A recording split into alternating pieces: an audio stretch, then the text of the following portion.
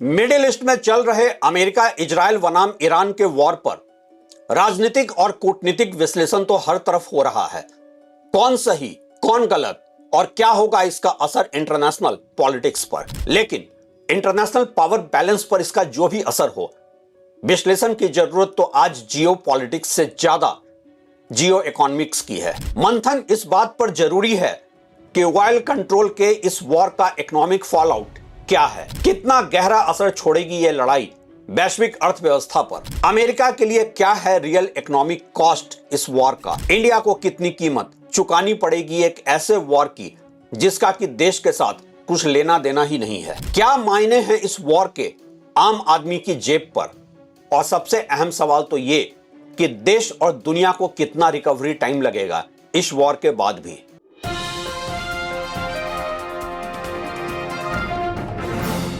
नमस्कार, आप देख रहे हैं ट्रैक टू रियलिटी और मेरा नाम है रवि सिन्हा। आज इस वीडियो में हम समझेंगे कि कैसे अमेरिका का फेक ग्लोबल ब्रेवरी खुद अमेरिकी हितों के खिलाफ तो है ही, साथ ही है खिलाफ पूरी दुनिया की अर्थव्यवस्था की। लेकिन इससे भी जरूरी ये कि इंडियन इकोनॉमी के लिए क्या है इसके मायने। शुरुआत करते हैं अमेरिकन इकोनॉमी से। मिडिल ईस्ट में युद्ध का यूएस इकोनॉमी पर असर डायरेक्ट भी पड़ता है और इनडायरेक्ट भी, खासकर एनर्जी, इन्फ्लेशन और मार्केट्स के जरिए। सबसे बड़ा असर पड़ता है क्रूड ऑयल की कीमतों पर।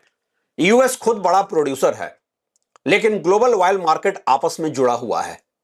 मिडिल ईस्ट में इंस्टेबिलिटी का मतलब है सप्लाई रिस्क, ऑयल प्राइसेस का ऊपर जाना और आम लोगों के लिए पेट्रोल महंगा, ट्रांसपोर्ट कॉस्ट ज्यादा और ओवरऑल महंगाई का बढ़ना।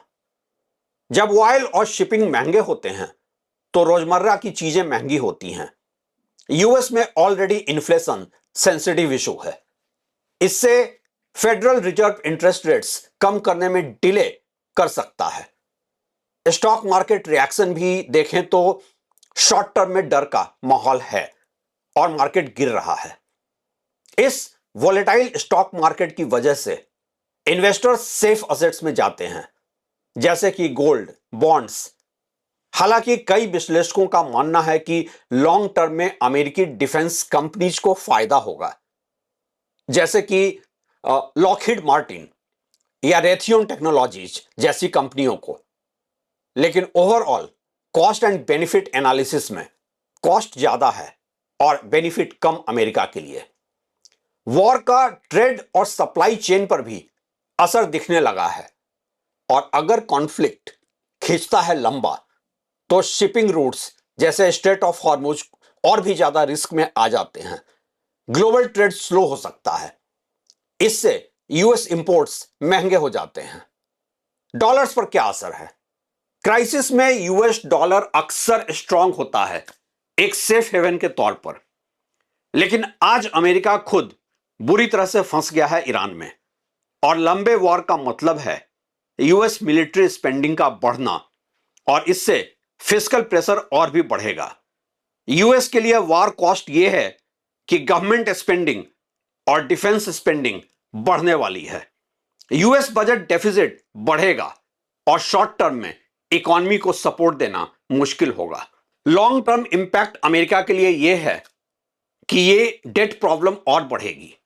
यहां यह समझना जरूरी है कि यूएस इकोनॉमी बहुत बड़ी है और डाइवर्सिफाइड है, इसलिए शॉर्ट टर्म शॉक्स हैंडल कर देती है।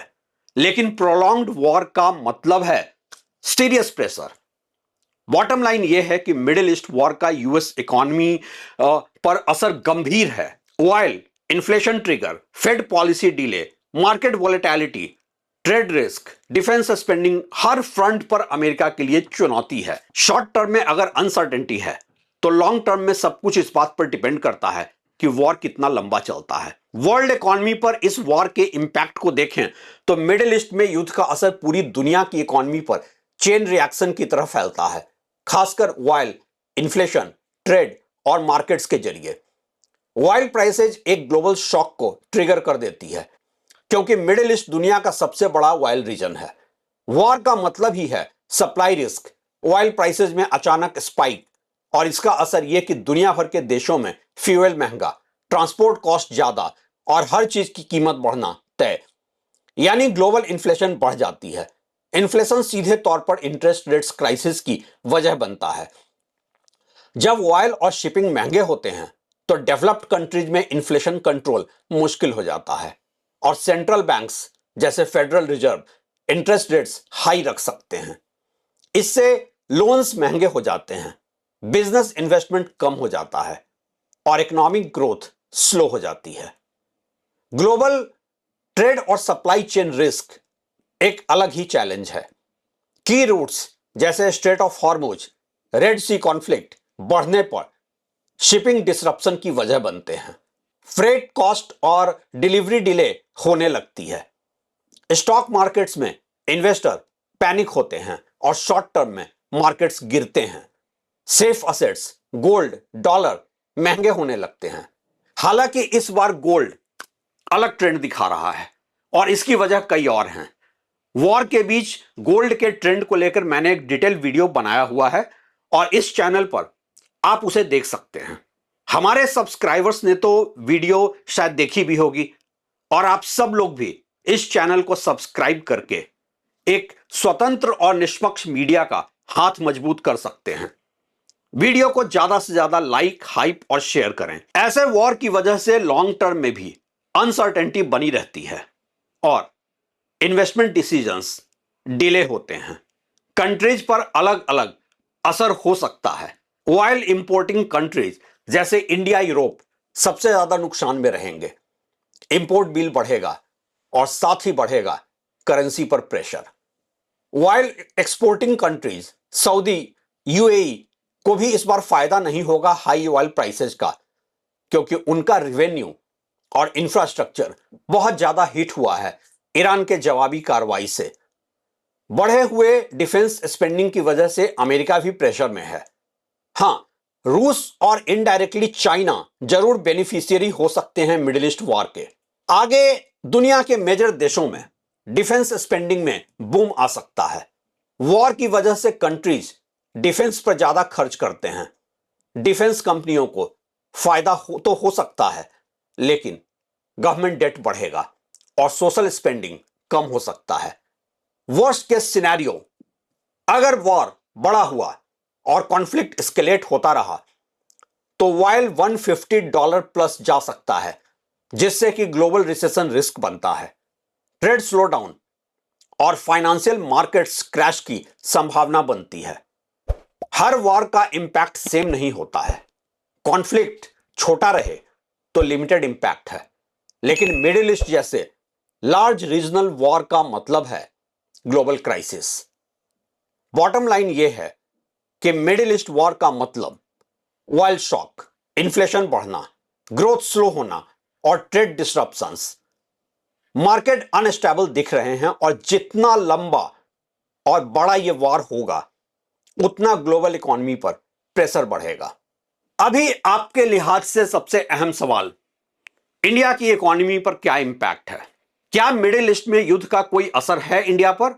इंडिया पर असर बहुत डायरेक्ट है, क्योंकि इंडिया ऑयल का बड़ा इंपोर्टर है और साथ ही गल्फ रीजन से जुड़ा हुआ है इंडियंस का जॉब और देश का रेमिटेंस। मतलब कि महंगे तेल के साथ ही खाड़ी के देशों में जो इंडियंस नौकरी करते हैं और इंडिया में पैसा भेजते हैं, उस पर भी डायरेक्ट इंपैक्ट। इंडिया पर ओवरऑल 4 सबसे बड़े असर हैं।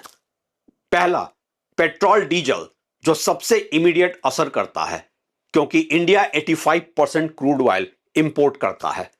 वॉर से ऑयल प्राइसेस बढ़ती हैं और रिजल्ट यह होता है कि पेट्रोल डीजल महंगा, एलपीजी महंगी, ट्रांसपोर्ट कॉस्ट बढ़ जाता है और इन सब का एक डोमिनो इफेक्ट है फूड प्राइसेस का बढ़ना और आम लोगों के लिए डेली एक्सपेंसेस का बढ़ना। दूसरा असर है जॉब्स, जो कि इनडायरेक्ट है लेकिन बड़ा असर है। रिस्क वाले सेक्टर्स हैं export industries, IT, manufacturing, aviation, क्योंकि फ्यूल कॉस्ट बढ़ता है, logistics, gulf job risk, UAE, Saudi में काम करने वाले इंडियंस, वॉर एस्केलेशन में ले offs, slow down, remittances, India में आने वाला पैसा कम हो जाता है। तीसरा असर है ईएमआई और इंटरेस्ट रेट पर। वॉर से जब इन्फ्लेशन बढ़ता है तो आरबीआई इंटरेस्ट रेट्स कम करने में डिले कर सकता है या इंटरेस्ट बढ़ा भी सकता है। रिजल्ट यह है कि होम लोन ईएमआई हाई ही रह सकती है, नए लोन महंगे हो सकते हैं, रियल एस्टेट डिमांड और दूसरे कंज्यूमर डिस्क्रेशनरी स्पेंडिंग पर प्रेशर बन सकता है। चौथा असर है गोल्ड पर, एक सेफ हेवन इफेक्ट के तौर पर। वॉर में जब अनसर्टेनिटी बढ़ती है और इन्वेस्टर्स गोल्ड खरीदते हैं तो गोल्ड प्राइस बढ़ जाती है। इंडिया में शादी में ज्वेलरी कॉस्ट बढ़ जाती है। वहीं कई लोग तो कॉस्ट ऑफ लिविंग क्राइसिस की वजह से अपना गोल्ड भी बेचने को मजबूर हो जाते हैं। इस पूरे मामले को सिंपल तरीके से रियल लाइफ सिनेरियो से समझते हैं। अगर ऑयल $150 प्लस चला गया तो पेट्रोल 25 रुपए या और भी ज्यादा बढ़ सकता है। अब आपकी ईएमआई तो कम नहीं होगी, हाई ही रहेगी। जॉब्स में ग्रोथ स्लो रहेगा, हर चीज महंगी हो जाएगी। एक हिडन इंपैक्ट जो लोग अक्सर ही इग्नोर करते हैं वो ये कि रुपी प्रेशर में आएगा तो इंपोर्ट बिल बढ़ेगा और रुपया कमजोर होगा। याद रखिए, महंगाई एक साइलेंट किलर है। फूड आइटम्स, किराया, ट्रांसपोर्ट सब महंगे हो जाएंगे। गवर्नमेंट पर फिस्कल प्रेशर बढ़ने का मतलब है सब्सिडी बर्डन भी बढ़ेगा और फिस्कल डेफिसिट बहुत हाई हो जाएगा। आज का रियलिटी चेक तो यही है कि शॉर्ट वार का मतलब है लिमिटेड इंपैक्ट, लेकिन लॉन्ग वार या और ज्यादा एस्केलेशन का मतलब है इंडिया पर serious economic pressure. Middle east war का इंडिया पर असर बहुत डीप है। पेट्रोल महंगा, jobs pressure, EMI high, gold high, यानी कि आम आदमी की पॉकेट पर सीधा असर। अब एक आखिरी मुद्दा आम आदमी के नजरिए से, मिडिल ईस्ट वॉर के बाद इकोनॉमिक रिकवरी में टाइम कितना लगेगा? युद्ध के बाद इकोनॉमिक रिकवरी का टाइम फिक्स नहीं होता है। यह 3 चीजों पर डिपेंड करता है। वॉर कितना बड़ा है, कितने समय तक चलता है, ऑयल प्राइसेस कितने ऊपर जाते हैं। अभी के लिए तो रिकवरी टाइमलाइन का रियलिस्टिक सिनेरियो यही है कि वॉर जल्दी ही खत्म हो जाए तो ऑयल प्राइसेस में थोड़े समय के लिए स्पाइक, लेकिन मार्केट जल्दी स्टेबलाइज भी कर सकता है और रिकवरी 6 महीने में संभव है। लेकिन वॉर अगर 1 साल या ज्यादा खिंच गया तो नोटिसिएबल इकोनॉमिक डैमेज होगा। इन्फ्लेशन काफी समय तक हाई रहेगा, इंटरेस्ट रेट्स हाई रहेंगे, ग्रोथ स्लो होगा। रिकवरी में कोई 1-2 साल या ज्यादा लग सकता है।